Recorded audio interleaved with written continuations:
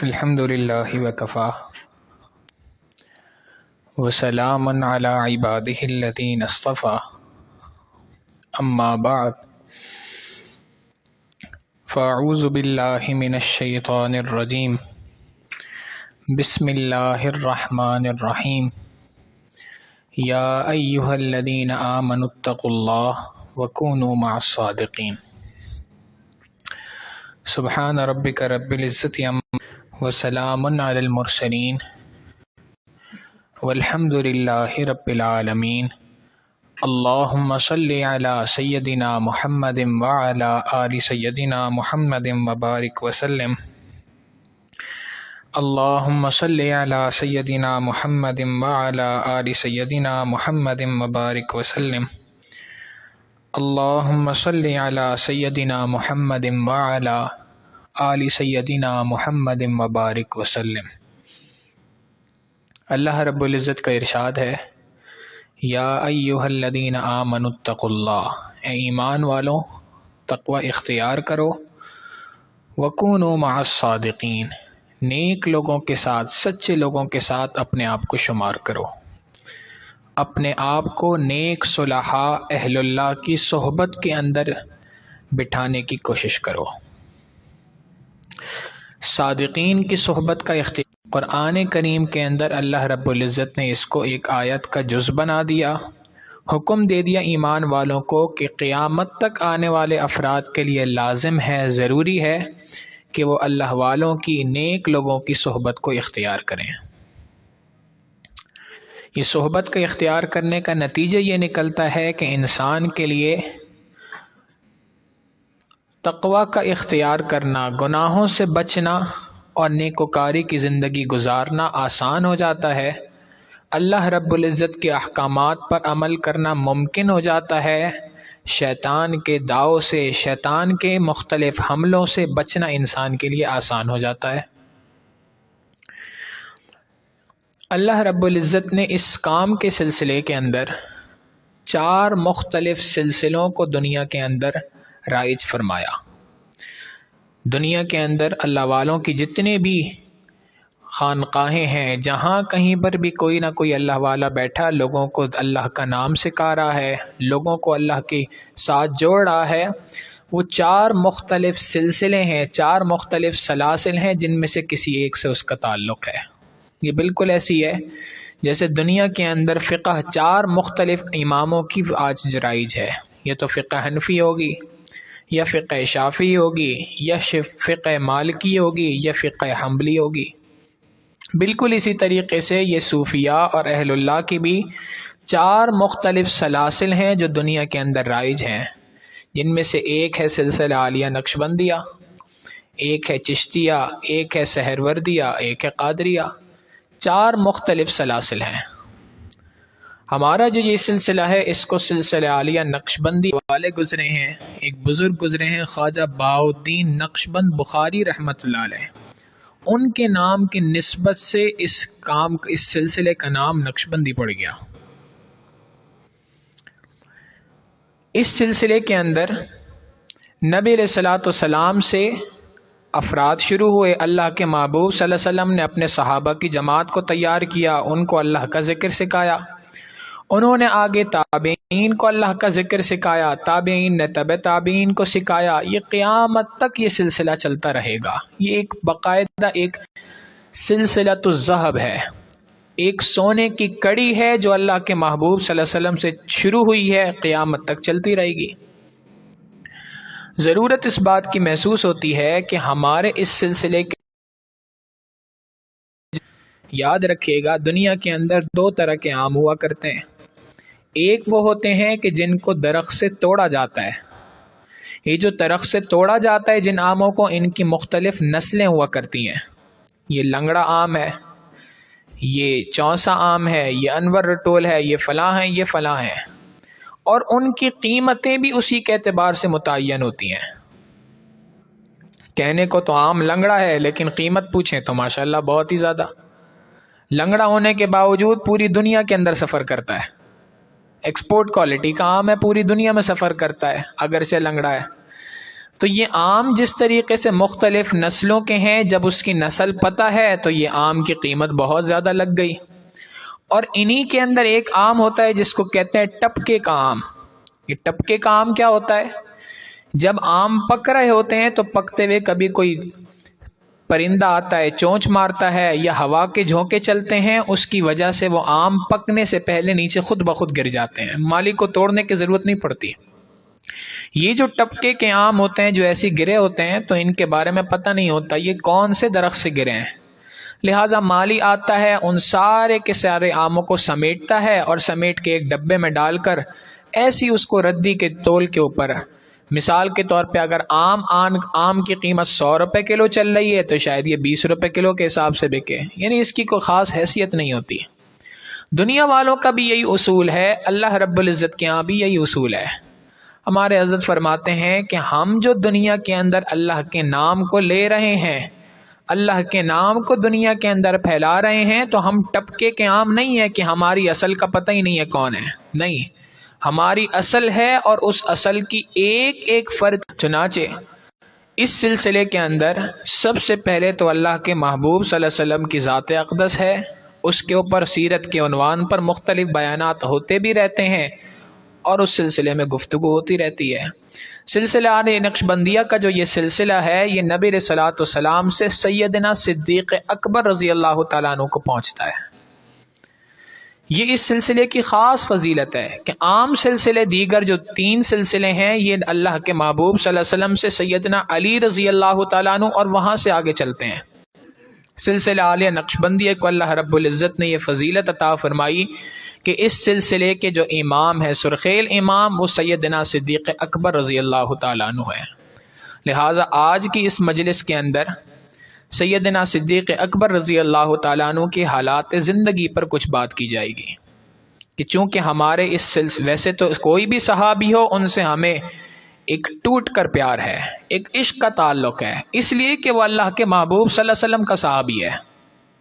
یاد رکھیے گا، اللہ رب العزت نے جس طریقے سے اپنے نبی کو چنا تھا، اس طریقے سے اپنے نبی کے ساتھیوں کو بھی اللہ رب العزت نے چنا۔ یہ اللہ کا چناؤ ہے، ایسا نہیں ہے کہ جس کا جی چاہا وہ صحابی بن گیا، بغیر کسی پلاننگ کے صحابی بن گئے، نہیں، یہ اللہ رب العزت کا چناؤ تھا کہ پروردگار عالم نے چنا تھا افراد کو کہ کون کون سے افراد ہیں جو میرے محبوب صلی اللہ علیہ وسلم کے ساتھی بنیں گے، پھر ان میں جو سب سے زیادہ قریب ہوگا وہ کون ہوگا، جو اس سے زیادہ قریب اس کے بعد کے نمبر پہ ہوگا وہ کون ہوگا، یہ سارا کا سارا چناؤ اللہ رب العزت کی جانب سے ہے۔ چنانچہ نبی علیہ الصلوۃ والسلام کی سب سے زیادہ قربت اللہ رب العزت نے سیدنا صدیق اکبر رضی اللہ تعالیٰ عنہ کو عطا فرمائی۔ صدیق اکبر رضی اللہ تعالیٰ عنہ کا نام عبداللہ ہے، والد کا نام قحافہ، اسی وجہ سے ان کا لقب ابو قحافہ بھی پڑ گیا۔ قحافہ کے بعد یہ صدیق اکبر رضی اللہ تعالیٰ عنہ، ان کو ابو بکر کا لقب ملا، ٹائٹل تھا۔ جیسے کوئی بھی شخص مختلف قسم کے کام کرتا ہے، وہ کام اس کا کوئی ٹائٹل بن جایا کرتا ہے۔ سیدنا ابو ہریرہ رضی اللہ تعالیٰ عنہ جو ہیں، ان کو ابو ہریرہ اسی وجہ سے کہا جاتا ہے کہ ایک مرتبہ اللہ کے محبوب صلی اللہ علیہ وسلم نے ان کو دیکھا بلی کے بچے کے ساتھ کھیل رہے تھے، تو عربی میں بلی کے بچے کو ہریرہ کہا جاتا ہے، تو نبی علیہ الصلوۃ والسلام نے ان کو فرما دیا قم یا ابا ہر، اے ابو ہریرہ کھڑے ہو جاؤ۔ یہ جو اللہ کے محبوب صلی اللہ علیہ وسلم نے ایک ویسے ہی نام دیا، اس وقت پر بلی کے ابو ہریرہ کا نام نہیں جانتی، ان کا ٹائٹل ہر کوئی جانتا ہے، ابو ہریرہ۔ بالکل اسی طریقے سے ان کا نام تو عبداللہ تھا یا قحافہ تھا، یہ 2 نام ہیں جو کتابوں کے اندر لکھے ہیں، لیکن اللہ کے محبوب صلی اللہ علیہ وسلم کی زبان فیض ترجمان سے ان کو ابو بکر کا خطاب ملا۔ جو عربی پڑھنے والے طلباء ہیں وہ یہ بات جانتے ہیں کہ با، کاف اور را، یہ 3 لفظ جس کسی صیغے کے اندر آ جائیں اس کے اندر ابتدا کا معنی ہوتا ہے۔ صبح کے کھانے کو بھی بکرا کہا جاتا ہے، صبح کا ناشتہ، صبح کے وقت کو بھی بکرا کہا جاتا ہے۔ بالکل اسی طریقے سے جب یہ ابو بکر کی ابتدا میں با کاف را کا مادہ آ گیا تو یہاں پر بھی معنی یہی ہے، ابتدا کرنے والا، ابو بکر پہل کرنے والا۔ یہ کیوں کہا گیا؟ اس لیے کہ اللہ کے محبوب صلی اللہ علیہ وسلم کے صحابہ میں یہ واحد صحابی ہیں جن کو نبی علیہ الصلوۃ والسلام نے جیسے ہی اسلام کی پیشکش کی، اسلام کی دعوت دی، بغیر کسی چوں چرا کے، بغیر کسی لفظ کے کہے ہوئے، بغیر کوئی وجہ پوچھے، کوئی سوال کیے دین اسلام میں داخل ہو گئے۔ سب سے پہلے اسلام لانے والے ہیں، اسلام کے اندر پہل کرنے والے ہیں، اس وجہ سے ان کو ابو بکر کا خطاب ملا۔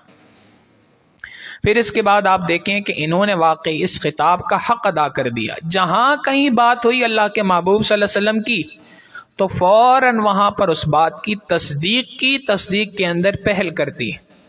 چنانچہ نبی علیہ الصلوۃ والسلام معراج کا سفر کر کے آئے تو اللہ کے محبوب صلی اللہ علیہ وسلم نے معراج کے سفر کے بارے میں ابو جہل کو بتایا کہ میں اس طریقے سے گیا تھا، یہاں سے بیت المقدس پہنچا تھا، بیت المقدس سے میں پھر آسمانوں کی سیر کی، وہاں سے واپس آیا اور اس طریقے سے راتوں رات میں واپس پہنچ گیا۔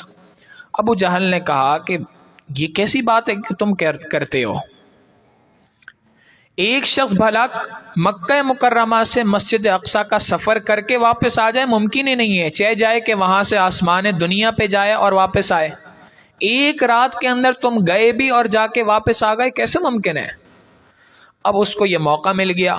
واقعی عقل کے اعتبار سے دیکھا جائے تو یہ بات سمجھ میں نہ آنے والی ہے، چنانچہ اس کو یہ موقع مل گیا۔ اس نے کہا کہ میں اس بات کا خوب مذاق اڑاتا ہوں۔ صدیق اکبر رضی اللہ تعالیٰ عنہ کے پاس آیا اور آ کے کہا کہ ابو بکر یہ بتائیے کہ اگر کوئی شخص اس بات کا دعویٰ کرے کہ میں رات کے ایک حصے کے اندر مکہ مکرمہ سے نکل کر مسجد اقصی پہنچا ہوں اور وہاں سے واپس آ گیا، رات ابھی مکمل نہیں ہوئی تھی اس سے پہلے، کیا یہ بات ممکن ہے؟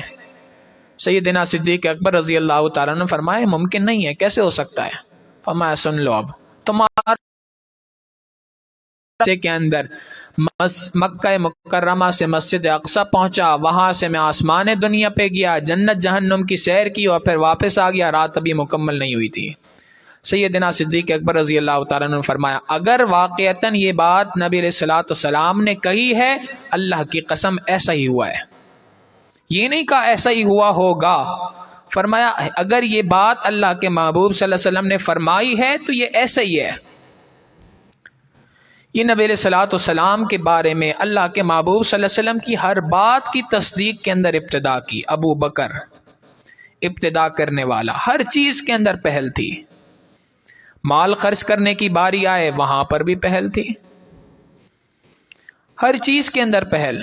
پھر اس کے بعد اللہ کے محبوب صلی اللہ علیہ وسلم کو سب سے زیادہ ہر بات کے اندر تصدیق کی اللہ کے محبوب صلی اللہ علیہ وسلم کی۔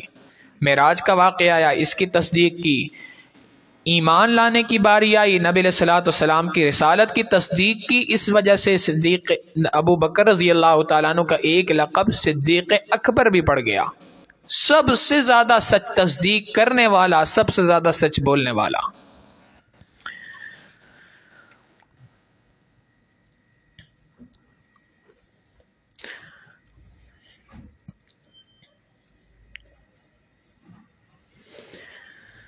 نبی علیہ الصلوۃ والسلام کے بارے میں صدیق اکبر رضی اللہ تعالیٰ عنہ کا جو عشق اور محبت تھی یہ بے مثال تھی، اس کی کوئی مثال دنیا دینے سے قاصر ہے۔ چنانچہ کتابوں میں سیدنا صدیق اکبر رضی اللہ تعالیٰ عنہ سے متعلق بڑی باتیں لکھی ہیں، بڑے واقعات ہیں کہ انہوں نے نبی علیہ الصلوۃ والسلام کے ساتھ اپنا عشق، اپنی محبت کا اظہار کس طریقے سے کیا۔ چنانچہ ایک واقعہ تو یہ ہے کہ نبی علیہ الصلوۃ والسلام ایک مرتبہ بیت اللہ کے اندر کھڑے ہو کر نماز پڑھ رہے تھے۔ کفار نے جب دیکھا کہ اللہ کے محبوب صلی اللہ علیہ وسلم سارے بتوں کی نفی کر کر ایک پروردگار عالم کی ذات کی طرف منہ کر کے سجدہ کر رہے ہیں، اسی کے ساتھ لو لگائے ہوئے ہیں، تو ان سے یہ برداشت نہ ہو سکا۔ چنانچہ انہی کے اندر ایک بدبخت تھا، اس نے اپنی چادر کو اٹھایا اور اس کا ایک پھندا سا بنایا اور اللہ کے محبوب صلی اللہ علیہ وسلم کے گلے میں ڈال دیا، اور اس کے بعد نبی علیہ الصلوۃ والسلام کو کھینچنے لگا۔ اللہ کے محبوب صلی اللہ علیہ وسلم نماز میں تھے، تکلیف ہونا شروع ہوئی۔ اب یہ جب ایک شخص کر رہا ہے، اس کرنے کے وقت پہ چونکہ مکہ مکرمہ کا سردار تھا، کسی کے اندر جرت نہیں تھی کہ وہ آگے بڑھ کے اس کو روک سکے، سارے کھڑے ہو کے تماشا دیکھ رہے ہیں۔ اسی دوران سیدنا صدیق اکبر رضی اللہ تعالیٰ عنہ کو ان لوگوں کے شور سے اس بات کا علم ہوا کہ نبی جا رہا ہے۔ جو حضرات مکہ مکرمہ گئے ہیں اور انہوں نے وہاں پر جا کر صدیق اکبر رضی اللہ تعالیٰ عنہ کا جو گھر تھا اس کو دیکھا ہو تو واقعی وہ حیران ہوتے ہیں کہ صدیق اکبر رضی اللہ تعالیٰ عنہ کا گھر مسجد نبوی جو آج کی توسیع ہے، اس توسیع سے بھی باہر کی طرف ہے۔ یعنی اس توسیع ہے، مکہ مکرمہ میں مسجد حرام کا گیٹ ہے، مسجد حرام کے مختلف گیٹوں میں سے ایک گیٹ ہے جس کو باب عبدالعزیز کہا جاتا ہے۔ اس باب عبدالعزیز سے باہر نکلیں تو یہ علاقہ اجیاد کا علاقہ کہلاتا ہے۔ اجیاد سے باہر چلیں، آگے پہاڑی سلسلہ ہے، یہ پہاڑ کراس کر کے اس کے پیچھے صدیق اکبر رضی اللہ تعالیٰ عنہ کا گھر تھا۔ وہاں پر ابو بکر صدیق رضی اللہ عنہ سوا سے 1.5 کلومیٹر اتنی دور ایک شخص موجود ہو اور اس کو اللہ کے محبوب صلی اللہ علیہ وسلم کی تکلیف کی آواز آ جائے، لوگوں کے مذاق اڑانے کی آواز آ جائے، یہ تعلق کان کا نہیں تھا، یہ تعلق واقعی دل کا تعلق تھا۔ وہاں سے اٹھے ہیں اور بھاگتے ہوئے آئے ہیں اور اللہ کے محبوب صلی اللہ علیہ وسلم کے گلے سے اس پھندے کو نکالا۔ جب اس سردار نے یہ دیکھا کہ اس نے میری اس سرداری کا بھی لحاظ نہ رکھا اور میرے سامنے اس طریقے سے اکڑ کے کھڑا ہو گیا، اس کو برداشت نہ ہوا، اس نے صدیق اکبر رضی اللہ تعالیٰ عنہ کو خوب مارا۔ نبی علیہ الصلوۃ والسلام کی اس عشق اور محبت میں صدیق اکبر رضی اللہ تعالیٰ عنہ نے مار بھی کھائی۔ یہ تعلق تھا اللہ کے محبوب صلی اللہ علیہ وسلم سے۔ پھر اس کے بعد دیکھیں، نبی علیہ الصلوۃ والسلام نے جب یہاں پر مکہ مکرمہ کے اندر دیکھا کہ مسلمان اتنی تنگی کے اندر ہیں، مشکلات کے اندر ہیں، دوسری طرف اہل یثرب جو مدینہ کے رہنے والے تھے، یہ حج کے موقع پہ جب آتے تھے نبی علیہ الصلوۃ والسلام کو فرمایا کرتے تھے کہ آپ ہمارے ساتھ چلیں، آپ مدینہ منورہ آ جائیں، یثرب آ جائیں، ہم یہاں پر آپ کا خیال رکھیں گے، آپ کی حفاظت کریں گے، ہم اپنا جان مال تن من دھن سب کچھ آپ پر لگانے کے لیے تیار ہیں۔ تو نبی علیہ الصلوۃ والسلام 2-2 4-4 6-6 افراد کو حکم دیا کرتے تھے کہ اب تم ہجرت کر لو، فلاں کو حکم دیا تم ہجرت کر لو، فلاں کو حکم دیا تم ہجرت کر لو۔ صدیق اکبر رضی اللہ تعالیٰ عنہ فرماتے ہیں کہ میں نبی علیہ الصلوۃ والسلام کی خدمت میں پیش ہوا، میں نے پوچھا اے اللہ کے محبوب صلی اللہ علیہ وسلم کیا میں بھی ہجرت کر لوں؟ نبی علیہ السلام نے فرمایا نہیں ابو بکر، آپ ابھی ہجرت نہ کریں۔ فرماتے ہیں اللہ کے محبوب تو اس منع کرنے سے مجھے اندازہ ہو گیا کہ نبی علیہ الصلوۃ والسلام کے ساتھ اب مجھے ہجرت کرنے کی سعادت حاصل ہوگی۔ اللہ کے محبوب صلی اللہ علیہ وسلم کے اس منع کرنے سے میں نے یہ بات پہچان لی۔ چنانچہ فرماتے ہیں کہ اس کے بعد دن تو دن تھا، میں نے رات کو بھی دن بنا دیا کہ پتہ نہیں کس وقت پہ اللہ کے محبوب صلی اللہ علیہ وسلم آئیں تو نبی علیہ السلام کو کھٹکھٹانے کے بعد انتظار نہ کرنا پڑے۔ آج کا دور نہیں تھا کہ گھر سے نکلنے سے پہلے ایک مس کال دے دی، وائس میسج کر دیا، واٹس ایپ کر دیا کہ جی میں آ رہا ہوں۔ آپ اندازہ کریں نبی علیہ الصلوۃ والسلام اپنی جگہ حضرت علی رضی اللہ تعالیٰ عنہ کو اپنے بستر پہ لٹایا، اے علی آپ یہاں پر لیٹیں اور صبح کو اٹھ کر جب کافر آئیں گے حملہ کرنے کے لیے اور دیکھیں گے کہ نبی علیہ السلام نہیں ہے تو آپ کو چھوڑ دیں گے، چلے جائیں، حضرت کون کرے گا؟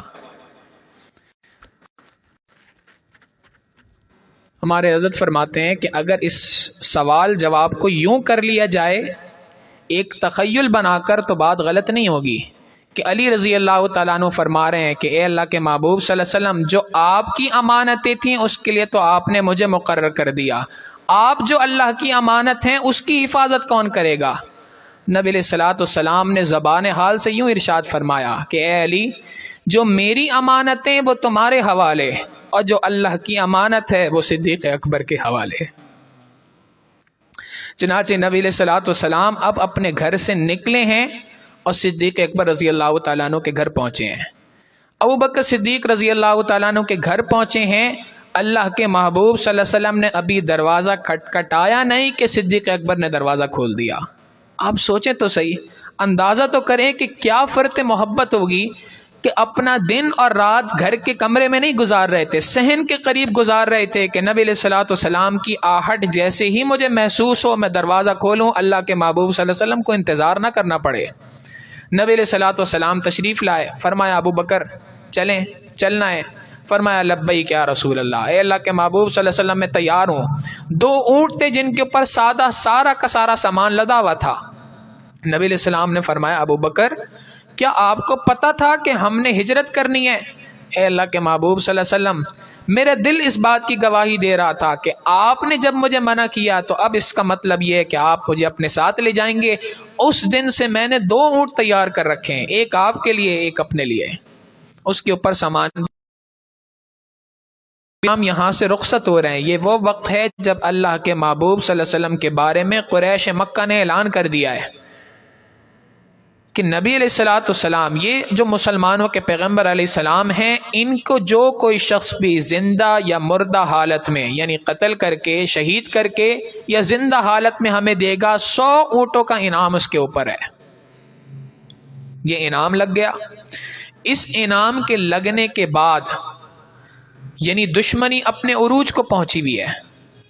اس وقت پہ کہ جس وقت پہ اب ساری کی ساری دشمنی اپنے عروج کو پہنچی ہوئی ہے، صدیق اکبر رضی اللہ تعالیٰ عنہ اپنا سارا گھر بار، اپنی بیٹیوں کو، جوان بیٹیاں، حضرت اسماء رضی اللہ تعالیٰ عنہ 27 سال عمر ہے، 27 سال چھوڑیں گے۔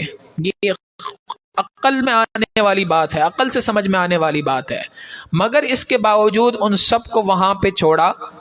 پھر ان کے پاس کوئی مال بھی رہنے نہیں دیا، فرمایا جو مال گھر میں ہے سارا کا سارا میرے حوالے کر دو، کیا پتہ راستے میں کس مال کی، کتنے مال کی، کہاں پر اللہ کے محبوب صلی اللہ علیہ وسلم کو ضرورت پیش آ جائے۔ چنانچہ نبی علیہ الصلوۃ والسلام کو اپنے ساتھ لیا۔ اب یہاں سے جب سفر شروع ہوا تو نبی علیہ السلام کو فرمایا اے اللہ کے محبوب صلی اللہ علیہ وسلم کیا اس سفر کے لیے میرا انتخاب اللہ نے فرمایا ہے؟ فرمایا ابو بکر جی اللہ نے آپ کا انتخاب فرمایا۔ اے اللہ کے محبوب صلی اللہ علیہ وسلم اگر آپ کی اجازت ہو تو اس سفر کی ساری پلاننگ میں کروں؟ نبی علیہ السلام نے فرمایا ابو بکر آپ کو ساتھ رکھا ہی اس لیے ہے کہ اس سفر کی ساری پلاننگ آپ نے کرنی ہے۔ صدیق اکبر رضی اللہ تعالیٰ عنہ کی پلاننگ دیکھیں۔ صدیق اکبر رضی اللہ تعالیٰ عنہ نبی علیہ الصلوۃ والسلام کو فرمایا اے اللہ کے محبوب صلی اللہ علیہ وسلم پھر ہم مدینے کے راستے پہ نہیں جائیں گے، اس لیے کہ اس راستے پہ تو روزانہ ہمارے ساتھ ہی سفر کر رہے ہیں، یہ بھی مشرکین پیچھا کرتے ہوئے آئیں گے تو اسی راستے پہ جائیں گے، لہٰذا ہم یہاں سے یمن کے راستے پہ چلیں گے۔ مدینہ منورہ یوں کہا جائے تو غلط نہیں، مکہ سے دائیں طرف ہے، یمن بائیں طرف ہے۔ اللہ کے محبوب صلی اللہ علیہ وسلم کو صدیق اکبر رضی اللہ تعالیٰ عنہ مکہ مکرمہ سے بالکل الٹے راستے کے اوپر لے کے گئے۔ آپ اگر مکہ مکرمہ سے مدینہ منورہ کا راستہ دیکھیں تو درمیان میں کہیں پر غار ثور نہیں آتا، کہیں نہیں آتا راستے کے اوپر، یہ یمن کے راستے پہ آتا ہے۔ صدیق اکبر رضی اللہ تعالیٰ عنہ نبی علیہ الصلوۃ والسلام کو یہاں سے لے گئے اور غار ثور میں لے جا کے ٹھہرا۔ پیچھے جو یہ سارے مشرکین تھے انہوں نے جب دیکھا کہ اللہ کے محبوب صلی اللہ علیہ وسلم تو جا چکے ہیں، ان کی جگہ علی رضی اللہ تعالیٰ عنہ موجود ہیں، تو وہاں سے نکلے۔ وہ بھی جانتے تھے کہ اللہ کے محبوب صلی اللہ علیہ وسلم کا، محمد صلی اللہ علیہ وسلم کا سچا عاشق کون ہے، سیدھا وہاں سے نکلے اور صدیق اکبر کے گھر پر آئے۔ اب جب صدیق اکبر رضی اللہ تعالیٰ عنہ کے گھر پہ آئے تو اپنے ساتھ ایک شخص کو لے کے آئے تھے جو پاؤں کے نشانات کو تلاش کر کے اس کے اعتبار سے اندازہ لگاتا تھا، یہ فلاں شخص کے پاؤں ہیں، یہ کہاں چل رہا ہے، اس کو قافیہ شناس کہتے ہیں۔ تو قافیہ شناس ساتھ تھا کہ جو پاؤں کے نشانات، پاؤں کے قدموں کو ڈھونڈ رہا تھا، اور اس نے یہ بات کہی کہ واللہ یہ شخص یہیں تک پہنچائے۔ نبی علیہ السلام صدیق اکبر کے گھر تک پہنچے ہیں۔ ابو جہل نے فوراً کہا کہ اچھا یہ دروازہ کھولا۔ انہوں نے پوچھا بتاؤ تمہارے والد کہاں ہیں؟ اس نے کہا ان کو جہاں ہونا چاہیے وہاں پہ وہ ہیں۔ نے پوچھا میں تم سے پوچھتا ہوں کیا وہ محمد صلی اللہ علیہ وسلم کے ساتھ گئے ہیں؟ فرمایا ہاں۔ کہاں ہیں؟ جہاں ان کو ہونا چاہیے وہاں پر ہیں۔ ابو جہل نے زور سے ایک تھپڑ حضرت اسماء رضی اللہ تعالیٰ عنہ کے منہ پر مارا۔ آپ غور کریں، دشمن کا تھپڑ اگر انسان کی اپنی اولاد کو، اپنی بیٹی کو لگے تو اس کے دل پہ کیا کیفیت گزرتی ہے؟ اور یہ وہ حال ہے کہ جس کے اندر حضرت اسما رضی اللہ تعالیٰ عنہ امید سے ہیں، حمل کی حالت کے اندر ہیں، وہ تھپڑ کا لگنا تھا کہ وہ نیچے گر گئیں۔ انہوں نے فرمایا اللہ کی قسم تم میری زبان کو کھلوا نہیں سکتے۔ صدیق اکبر رضی اللہ تعالیٰ عنہ نہ صرف یہ کہ خود اللہ کے محبوب صلی اللہ علیہ وسلم کے عاشق صادق ہیں، گھرانہ سارا کا سارا ایسی ہے۔ چنانچہ اس قافیہ شناس نے کہا کہ اس کو چھوڑو، اس کے پیچھے وقت ضائع کرو گے تو یہ نہیں بتائے گی، پتہ نہیں بتاتی ہے کہ نہیں، ہم یہاں سے نکلتے ہیں، میں پاؤں کے نشانات کے ذریعے تمہیں بتاتا ہوں۔ اب یہاں سے اس نے چلنا شروع کیا، غار ثور کے راستے پہ چلتے رہے۔ ایک جگہ پہ آ کے اس نے کہا کہ بھائی میں اب آپ سے اجازت چاہتا ہوں، میرا علم یہاں پر جواب دے گیا ہے۔ انہوں نے کہا کیوں تمہارا علم جواب دے گیا ہے؟ اس نے کہا میں نے جتنا جو کچھ سیکھا تھا وہ ساری باتیں یہاں پہ آ کے ختم ہوتی ہیں، مجھے سمجھ نہیں آ رہا کہ اس سے آگے کیا واقعہ پیش آیا، مجھے کچھ سمجھ نہیں آ رہا۔ میں نے تم سے جو پیسوں کی بات کی تھی وہ پیسے بھی تم اپنے پاس رکھ لو، مجھے اجازت دو، بس مشکل بتاؤ تو ہو سکتا ہے ہم تمہاری کوئی مدد کر سکیں۔ اس نے کہا بھائی یہ علم میں نے اپنے باپ دادا سے سیکھا ہے، ایسا نہیں ہے کہ میں ایک کچا ایسی آ گیا ہوں یہاں پہ، یہ علم تو میں نے پختگی کے ساتھ سیکھا ہے، اگر میں آج اس علم میں فیل ہو گیا ہوں تو تم میری کیسے مدد کر سکتے ہو؟ ابو جہل نے کہا کہ تو یہاں سے جا رہا ہے چلے جا، لیکن مجھے بات بتا کے جا، بات کیا ہے؟ اس نے کہا بات یہ ہے کہ دیکھو اس مقام تک پیچھے سے 2 پاؤں کے نشانات آ رہے تھے، یہاں سے آگے ایک شخص کے پاؤں کے نشان ہیں، دوسرے کے پاؤں کے نشانات غائب ہیں، تو یہ کیسے ہو سکتا ہے کہ یہاں سے وہ کوئی ایک شخص رک گیا ہو، اس کے پلٹنے کے بھی نشانات نہیں ہیں، آگے بھی نشان نہیں ہے، پیچھے بھی نشان نہیں ہے، یہیں تک نشان ہے، یہ کیسے ممکن ہو سکتا ہے؟ ابو جہل نے کہا مجھے ایک سوال، اس نے اللہ کے محبوب صلی اللہ علیہ وسلم کو کندھے پر سوار کر کے آگے کا سفر کیا ہوگا۔ اس نے کہا کہ یہ آگے کا سفر پہاڑوں کے اوپر جا رہا ہے، کندھے پہ اٹھا کے ایک شخص کو کیسے سفر کیا جا سکتا ہے؟ تو ابو جہل نے بزبان حال یہی جواب دیا ہوگا کہ تم اپنی عقل کو تو جانتے ہو، صدیق اکبر کو نہیں جانتے۔ بہرحال نبی علیہ الصلوۃ والسلام کو صدیق اکبر نے اپنے کندھوں پر سوار کیا اور غار ثور کا سفر کیا۔ غار ثور جب اس کی بلندی کو انسان دیکھ لے تو چڑھنے کی ہمت آدھے لوگوں کی وہیں پہ ختم ہو جاتی ہے۔ 3 سے 4 گھنٹے کی چڑھائی ہے جس کے اوپر جا کر انسان چڑھتا ہے، 3 سے 4 گھنٹے اوپر چڑھنے میں لگتے ہیں۔ آج کے اس سہولت والے دور میں جب انہوں نے سیڑھیاں بنا دی ہیں، جب ساری چیزیں سہولتیں میسر ہیں تو 3.5 سے 4 گھنٹے لگتے ہیں اوپر پہنچنے میں، اس زمانے میں کتنا وقت لگا ہوگا؟ پھر صرف یہ نہیں کہ اکیلے چڑھ رہے تھے، اپنے کندھے پر وجہ کائنات کو سروار کر کے اوپر چڑھ رہے تھے۔ یہ واقعی یہ راستہ عشق و محبت کے ساتھ طے کیا ہے، انسان اپنی عقل اور اپنی بازو کی بنیاد کے اوپر یہ راستہ طے نہیں کر سکتا۔ بہرحال اوپر پہنچے تو اوپر پہنچ کے نبی علیہ السلام کو فرمایا اے اللہ کے محبوب صلی اللہ علیہ وسلم آپ یہاں پہ ٹھہرے، میں اندر غار کی صفائی کر دیتا ہوں۔ صدیق اکبر رضی اللہ تعالیٰ عنہ نے اندر جا کے سب سے پہلے اپنا عمامہ اتارا اور اس کے ذریعے سے پہلے پورے غار کو صاف کیا۔ صاف کرنے کے بعد غار میں مختلف سوراخ تھے، ان میں عمامے کے کپڑے کو پھاڑ پھاڑ کے لگانا شروع کر دیا تاکہ کسی بھی سوراخ سے کوئی جانور موذی جانور نہ آ جائے، کوئی تکلیف نہ ہو جائے۔ پھر اس کے بعد بھی سوراخ اور اس کو پھاڑ کے اس کے ذریعے سے سوراخوں کو بند کرنا شروع کیا۔ سارے سوراخ بند ہو گئے، ایک سوراخ رہ گیا۔ صدیق اکبر رضی اللہ تعالیٰ عنہ نے سوچا کہ میں جتنی دیر میں جا کر نبی علیہ السلام کو بلاؤں گا اتنی دیر میں کہیں یہاں سے کوئی جانور نہ آ جائے، کوئی موذی چیز نہ آ جائے۔ اس کے اوپر اپنا پاؤں رکھا، اللہ کے محبوب صلی اللہ علیہ وسلم کو آواز دی اے اللہ کے محبوب صلی اللہ علیہ وسلم تشریف لے آئیے، ابو بکر کی گود آپ کے لیے تکیے کے طور پہ حاضر ہے۔ نبی علیہ الصلوۃ والسلام تشریف لائے، اللہ کے محبوب صلی اللہ علیہ وسلم تھکے ہوئے تھے، نبی علیہ الصلوۃ والسلام نے ابو بکر کی گود کے اندر سر رکھا اور آرام کرنا شروع کر دیا۔ آپ ساری روایات احادیث کی دیکھ لیں، یہ 3 دن غار ثور میں نبی علیہ السلام ٹھہرے ہیں۔ 3 دن میں نبی علیہ الصلوۃ والسلام کا سونا تو ثابت ہے، ان 3 دن 3 رات اس ڈنگ کے مارنے سے صدیق اکبر رضی اللہ تعالیٰ عنہ کو تکلیف یقیناً ہوئی ہے۔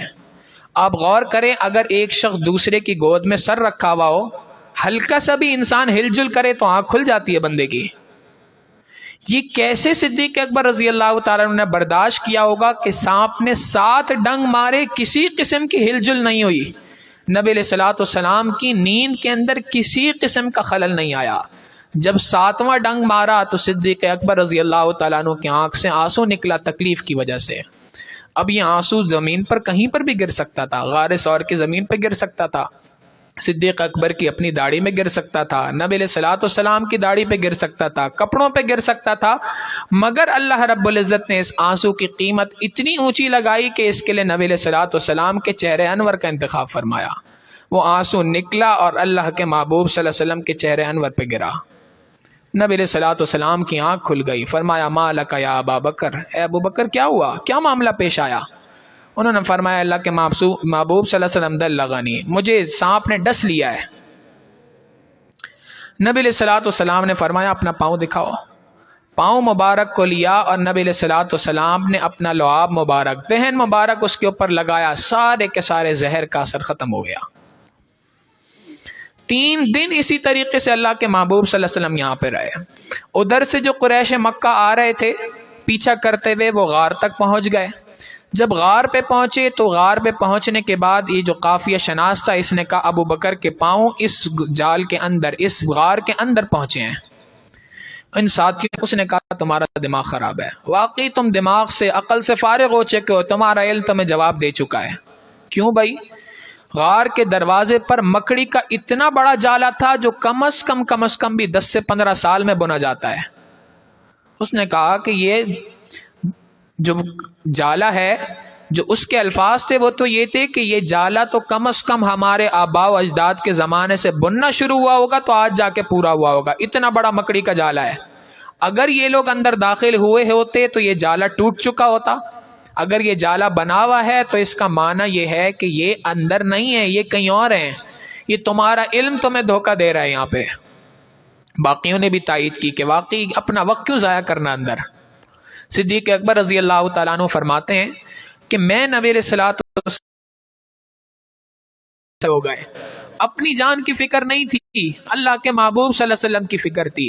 فرماتے ہیں میرے دل میں یہ بات تھی اس وقت پہ کہ اے اللہ، اگر اس وقت پر آپ کے محبوب صلی اللہ علیہ وسلم کو ان لوگوں نے پکڑ لیا، شہید کر دیا، اے اللہ آپ کے دین کا کیا بنے گا دنیا میں.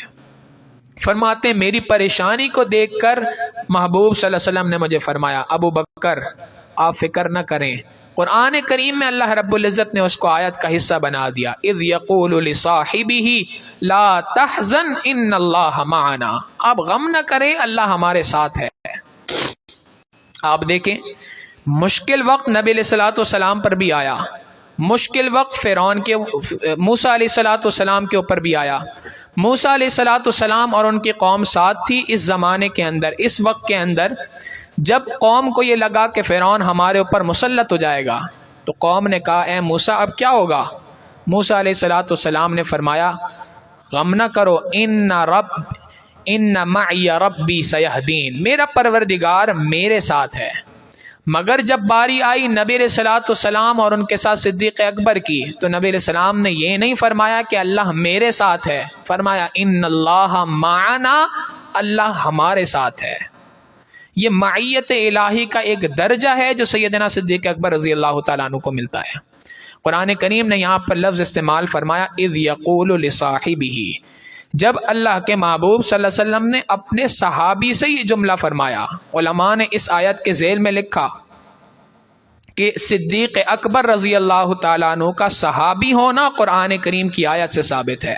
جو کوئی شخص بھی ابو بکر صدیق رضی اللہ عنہ کی صحابیت کا انکار کرے گا وہ صرف صحابیت کا انکار نہیں کر رہا، اللہ کے قرآن کا انکار. سے ایک بڑی فضیلت یہ کہ ان کے صحابی ہونے کا سرٹیفکیٹ اللہ کے محبوب صلی اللہ علیہ وسلم اللہ رب العزت کا قرآن کریم دے رہا ہے. بہرحال صدیق اکبر رضی اللہ تعالیٰ عنہ نے 3 دن اور 3 رات یہاں پر گزاری ہیں. اس میں بھی سوال پیدا ہوتا ہے کہ یہ کھایا کیا کرتے تھے، کھانے پینے کا کیا انتظام تھا. قربان جائیں ابو بکر صدیق رضی اللہ تعالیٰ عنہ پہ، ساری چیزوں کی پلاننگ گھر سے کر کے نکلے تھے. چنانچہ ایک طرف تو حکم تھا حضرت اسماء رضی اللہ تعالیٰ عنہ کا کو کہ آپ نے روزانہ گھر سے نکلنا ہے، کھانا پیک کرنا ہے اور غار ثور میں لا کے ہم تک پہنچانا ہے. آپ غور کریں 27 سال کی عمر کی نوجوان لڑکی ہو، امید سے ہو، اور اس کو اتنا لمبا سفر روزانہ کرنا پڑے، وہ روزانہ اپنے گھر سے کھانا بنا کر نبی علیہ الصلوۃ والسلام کی خدمت میں یہاں پر پیش کیا کرتی تھی۔ ان کو حکم فرمایا تھا کہ آپ نے روزانہ کفار کے ارد گرد گھومنا پھرنا ہے، مکہ میں چکر لگانے ہیں، حالات معلوم کرنے ہیں اور خبریں لا کے ہمیں دینی ہے، تاکہ ہمیں پتہ چلے کہ ہم نے کب یہاں سے نکلنا ہے، جاسوسی کے فرائض انجام دینے ہیں۔ اس بات کا اندیشہ تھا کہ جب یہ یہاں آئیں گے تو ان کے پاؤں کے نشانات کو دیکھ کر کوئی شخص بھی پہچان سکتا ہے، چنانچہ اس کے پیچھے اپنے غلام کو، فہر اس کا نام تھا، اس کو حکم تھا کہ تم اپنی بکریوں کا ریوڑ لے کے اس پورے راستے پہ چرا کرو، تاکہ جب یہ یہاں سے نکلیں گے، عبداللہ ابن ابی بکر جب نکلیں گے تو پیچھے ان کے پاؤں کے نشانات کو بکریاں رون دیں گی تو پاؤں کے نشانات کا پتہ نہیں چلے گا۔ چنانچہ عبداللہ ابن ابی بکر رضی اللہ تعالیٰ عنہ آ کر حالات کی اطلاع دیتے تھے۔ پھر فہر جو غلام تھا اس کی ڈیوٹی یہ بھی لگائی تھی کہ تم ان بکریوں کو چراتے چراتے غار ثور کے پاس لے کے آنا، یہاں پر لا کر ٹھہرانا، میں اللہ کے محبوب صلی اللہ علیہ وسلم کو بکریوں کا دودھ بھی پلاؤں گا۔ تو ساری چیزوں کی پلاننگ پہلے سے کر کے رکھی تھی۔ یہ سیدنا صدیق اکبر رضی اللہ تعالیٰ عنہ کی ذات ہے۔ واقعات تو بے تحاشا ہیں، ساری زندگی بیان کرتے جائیں تو صدیق اکبر رضی اللہ تعالیٰ عنہ کے فضائل ختم نہیں ہو سکتے۔ یہی وجہ ہے اللہ کے محبوب صلی اللہ علیہ وسلم نے فرمایا، دنیا کے اندر جس کسی کے احسانات تھے میں نے تمام کے احسانات کا بدلہ دے دیا، ابو بکر تیرے احسان کا بدلہ میں ادا نہیں کر سکتا، کل قیامت کے دن اللہ ادا کرے گا۔ کہ ذات اقدس ہی ایسی ہے۔ علماء نے لکھی یہ بات، اور واقعی غلط نہیں، کہ سیدنا صدیق اکبر رضی اللہ تعالیٰ عنہ میں اور دیگر انبیاء کے درمیان صرف فرق اتنا ہے کہ صدیق اکبر کے پاس نبوت کی دولت نہیں تھی جو دیگر انبیاء کے پاس تھی۔ ہم صفات عطا فرمائی جو ایک نبی کے اندر ہوتی ہیں۔ یہی وجہ ہے کہ نبی علیہ السلام نے فرمایا، ما سب اللہ فی صدری الا وقد سببتہ فی صدری ابا بکر، اللہ نے جو کچھ میرے سینے میں ڈالا میں نے سارا کا سارا سیدنا صدیق اکبر رضی اللہ تعالیٰ عنہ کے سینے میں ڈال دیا۔ یہ واقعہ، یہ فضیلت دنیا کے اندر کسی صحابی کے پاس نہیں ہے کہ نبی علیہ السلام نے فرمایا کہ اللہ نے جو کچھ میرے سینے میں اتارا میں نے سارا کا سارا ابو بکر کے سینے میں اتار دیا۔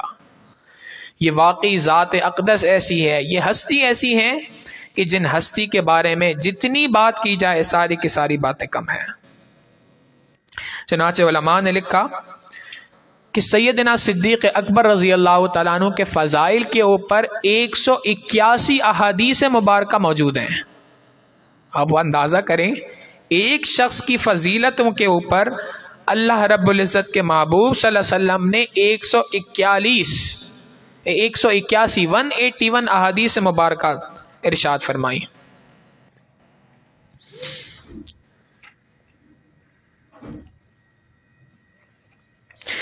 بہقی شریف کی روایت ہے، نبی علیہ الصلوۃ والسلام حضرت عمر رضی اللہ تعالیٰ عنہ فرماتے ہیں کہ اللہ کے محبوب صلی اللہ علیہ وسلم نے ایک مرتبہ ارشاد فرمایا کہ اگر ساری کی ساری میری امت کے افراد کا ایمان ایک پلڑے میں رکھ دیا جائے اور دوسرے پلڑے میں ابو بکر صدیق رضی اللہ تعالیٰ عنہ کا ایمان رکھ دیا جائے تو صدیق اکبر کا ایمان جھک جائے گا، بھاری ہوگا ان تمام افراد کے ایمان کے برابر مقابلے میں۔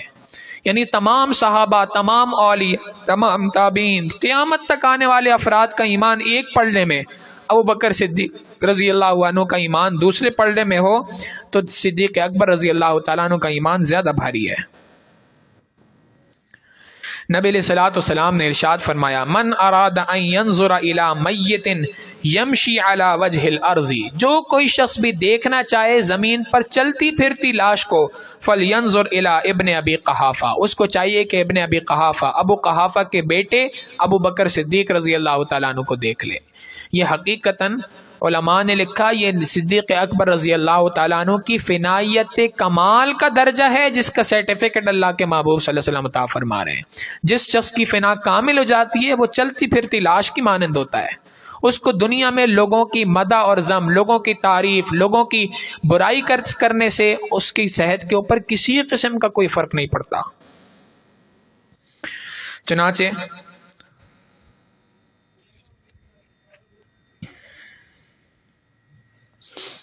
علماء نے لکھا صحابی جو بھی ہو سارے کے سارے اللہ کے محبوب صلی اللہ علیہ وسلم کہ کسی بھی ایک کے بارے میں بات کی جائے تو ہر کسی کی الگ خوشبو ہے، ہر گولیرا رنگ بو دیگر رس، ہر پھول کی اپنی خوشبو ہوتی ہے، کوئی کمپیریزن نہیں ہے کہ یہ گلاب زیادہ اچھا ہے یا چنبیلی زیادہ اچھی ہے، ہر کسی کی اپنی اپنی خوشبو ہے۔ تو اسی طریقے سے ہر صحابی کی بات کی جائے تو واقعی ہر صحابی کو اللہ رب العزت نے ایک نمایاں مقام عطا فرمایا، مگر صدیق اکبر رضی اللہ تعالیٰ عنہ ان تمام افراد کے اندر نمایاں کردار حاصل کیا۔ ایک واقعہ سنا کے بات کو مکمل کروں گا۔ سیدنا صدیق اکبر رضی اللہ تعالیٰ عنہ، نبی علیہ الصلوۃ والسلام نے حدیث مبارکہ ارشاد فرمائی، لو کان بعد النبی لکان عمر ابن الخطاب، اگر میرے بعد کوئی نبی ہوتا تو عمر ابن خطاب ہوتے۔ حضرت مولانا قاسم نانوتوی رحمۃ اللہ علیہ سے کسی نے سوال کیا، حضرت اللہ تعالیٰ عنہ کا نام لے رہے ہیں تو اس سے تو بظاہر لگتا ہے کہ ابو بکر صدیق کے مقابلے میں عمر رضی اللہ عنہ کی فضیلت زیادہ ہے، یہ واقعہ کیا ہے سمجھ نہیں آ رہا۔ تو حضرت نانوتوی رحمۃ اللہ علیہ نے جو بات فرمائی واقعتاً 100% درست بات، ارشاد فرمایا کہ اللہ رب العزت کے محبوب صلی اللہ علیہ وسلم نے ارشاد فرمایا، لو کان بعد النبی، اگر میرے بعد کوئی نبی ہوتا، یعنی ابو بکر صدیق رضی اللہ تعالیٰ عنہ کو نبی علیہ السلام کے ساتھ یہ اتحاد نسبت معیت ایسی حاصل ہے کہ تصور ہی نہیں ہے کہ نبی کے بعد ابو بکر کا نمبر آئے، نہیں، نبی ابو بکر تو میرے ساتھ جڑا ہوا ہے، ابو بکر کی بات تو چھوڑ دو، یہ تو میرے ساتھ ہے، ابتدا سے ہے انتہا تک رہے گا، یہ تو ہے ہی میرے ساتھ، اس کو تو معیت الہی ایسی حاصل ہے کہ قرآن کریم کہتا ہے ان اللہ معنا، اللہ ہمارے ساتھ ہے۔ تو ان کو تو وہ معیت الہی حاصل ہے جو کسی اور کو حاصل نہیں، تو ان کا مجھ سے الگ ہو جانا یہ متصور نہیں ہے، لہٰذا صدیق اکبر کو چھوڑ دو، اب باقی کون بچتا ہے؟ عمر فاروق، لہٰذا میرے بعد اگر کوئی نبی ہوتا تو عمر فاروق ہوتے۔ یہ سیدنا صدیق اکبر رضی اللہ تعالیٰ عنہ کے فضائل ہیں۔ علماء نے لکھا کہ بزرگوں کے، اللہ والوں کے، نیک لوگوں کی تذکرہ کرنے سے اللہ رب العزت اپنی رحمتیں اس مجلس کے اوپر نازل فرماتے ہیں۔ دعا ہے کہ اللہ رب العزت ہماری بھی اس صدیق اکبر رضی اللہ تعالیٰ عنہ کے تذکرے کو قبول فرمائے، اپنی رحمتیں ہمارے اوپر نازل فرمائے، اور سیدنا صدیق اکبر رضی اللہ تعالیٰ عنہ کی کامل محبت ہمیں عطا فرمائے۔ وآخر دعوانا ان الحمد للہ رب العالمین۔